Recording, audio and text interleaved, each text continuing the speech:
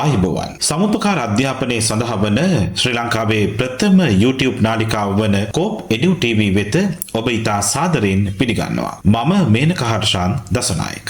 අද මම කතා කිරීමට බලාපොරොත්තු වන්නේ සමුපකාර සමිතියක අතුරු ව්‍යවස්ථාව සම්බන්ධව එහි පළමු කොටස. අතුරු ව්‍යවස්ථාවක් යනු සමාජිකයා හා සමිතිය අතර ඇතිවන ගිවිසුමක් වන අතර සමිතියේ සෑම සමාජිකයෙක්ම එම අතුරු ව්‍යවස්ථාවෙන් බැඳී සිටි. ලියාපදිංචි කළ සමුපකාර සමිතියක අතුරු ව්‍යවස්ථා සංශෝධනය පිළිබඳ 1972 අංක 5 දරන සමුපකාර සමිති පනතෙහි දැක්වේ.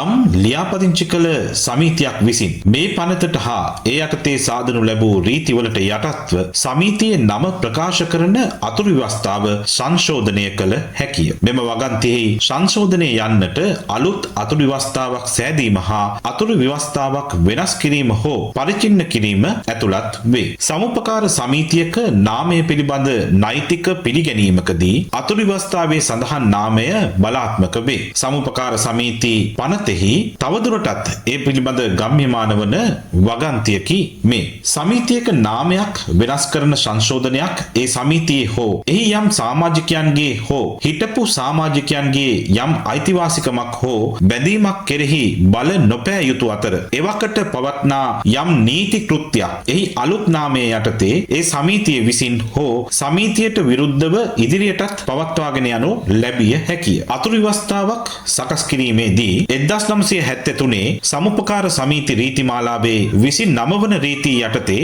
අතුරු ව්‍යවස්ථාවක අන්තර්ගතය පැහැදිලි කර ඇත. එනම් ලියාපදිංචි කළ සමිතියක් පහත සඳහන් කරුණු සම්බන්ධයෙන් අතුරු ව්‍යවස්ථා සකස් කළ යුතුය. සමිතියේ නම, සමිතියේ ලිපිනය, සමිතියේ පරමාර්ථ, සමිතියේ මුදල් යෙදිය හැකි කරුණු, සමිතියේ සමාජිකත්වයට සුදුසුකම්, සමාජිකයන් ඇතුළත් කර ගැනීමේ කොන්දේසි, ඇතුළත් කර ගැනීමේ ආකාරය, සමිතියේ සමාජිකයන්ගේ වගකීමේ ප්‍රමාණය හා ස්වභාවය, සමිතියේ සමාජිකයන් අස්වීම හා ඉවත් කිරීම හා ඔවුන්ට කළ යුතු ගෙවීම, සමිතියේ සමාජිකයන්ගේ කොටස් හා වෙනත් සම්බන්ධතාවයක් පැවැත්වීම, තැන්පත් සඳහා උපරිම පොලී ප්‍රමාණය ඇතුළුව සමිතියේ මුදල් සපයා ගන්නා ආකාරය, සමිතියේ මහසභා රැස්වීම හා ඒ සභා රැස්වීම පැවැත්වීමේ පිළිවෙල හා සභා රැස්වීම් වල බලතල, සමිතියේ කාරක සභිකයන් හා වෙනත් නිලධාරීන් පත් කිරීම, ඔවුන්ගේ සේවය අත්හිටුවීම හා ඔවුන් සේවයෙන් ඉවත් කිරීම හා කාරක සභාවේ හා වෙනත් නිලධාරීන්ගේ බලතල හා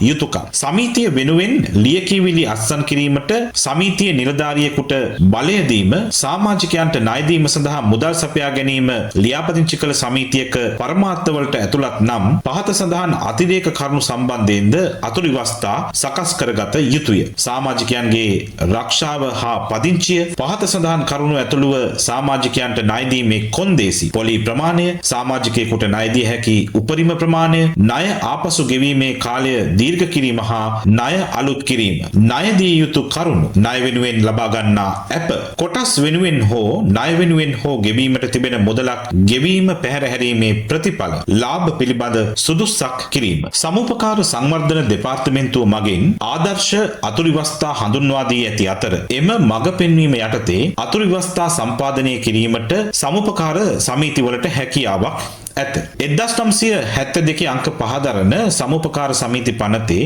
8 දෙවන උපවගන්තියේ මෙසේ දැක්වෙනවා. ලියාපදිංචි කළ සමිතියක කිසිම අතුරු ව්‍යවස්ථා සංශෝධනයක් ඒ සංශෝධනය මේ පනත යටතේ ලියාපදිංචි කරනු ලබන තෙක් වළංගු නොවිය යුතුය. ඒ කාර්ය සඳහා පිටපත් දෙකක් රෙජිස්ට්‍රාර් වෙත ඉදිරිපත් කළ යුතුය. එමෙන්ම 1992 අංක 11 දරන සමුපකාර සමිති සංශෝධන පනතෙහි 7 වන වගන්තියෙන් ලියාපදිංචි සමිතියක අතුරු ව්‍යවස්ථාවක් සම්බන්ධයෙන් වූ කිසිම සංශෝධනයක් 4.1 රෝමි ලක්කමින් 2 වගන්තියේ සඳහන් වාර්තාවක් සමග ඉදිරිපත් කරනු ලබන්නේ නම් මිස ඒ සංශෝධනය ලියාපදිංචි කරනු නොලැබිය යුතුය ලෙස දක්වා තිබෙනවා. එමෙන්ම මෙහි 4.1 රෝමි ලක්කමින් 2 වගන්තිවල අන්තර්ගතයන් පහත පරිදි වේ. 4.1 සමාජිකයන්ගෙන් පමණක් සමන්විත වන අවස්ථාවක සමාජිකත්වයේ වයස අවුරුදු 18ට වැඩි වූද සමීතිය ක්‍රියාත්මක වන ප්‍රදේශය ඇතුළත පදිංචිව සිටින්නා වූ හෝ සේවයෙහි නියුක්තව සිටින්නා වූ හෝ නිශ්චල දේපල අයත්ව සිටින්නා වූද සමීතිය විසින් ඉටු කරනු ලබන සේවාවන්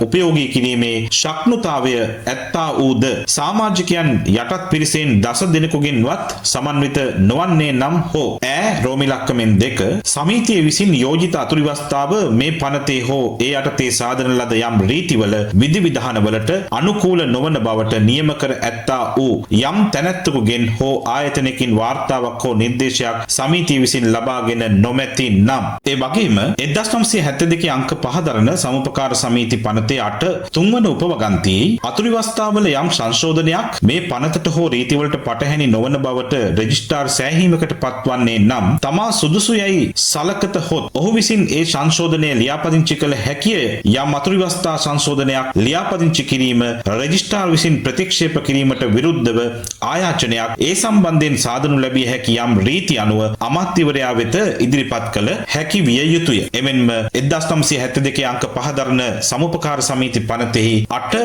පස්වන උපවගන්තියේ ලියාපදිංචි කළ සමීතියක අතුරුවස්ථා සංශෝධනයක් රෙජිස්ට්‍රාර් විසින් ලියාපදිංචි කරනු ලබන අවස්ථාවක තමා විසින් සහතික කරන ලද ඒ සංශෝධනයේ පිටපතක් ඔහු විසින් සමීතිය වෙත නිකුත් කළ යුතුය. ඒ සංශෝධනය යථා පරිදි ලියාපදිංචි කර ඇති බවට ඒ සංශෝධනය සහතික කරනු ලැබූ පිටපත තීරණාත්මක සාක්ෂියක් විය යුතුය. සමුපකාර සමීතියක අතුරු ව්‍යවස්ථා සම්බන්ධව මෙහි දෙවන කොටසෙන් තවත් වැදගත් කරුණු කීපයක් සමග හමු වනතුරු රැඳී සිටින්න කෝප් එඩියු ටීවී සමගින්ම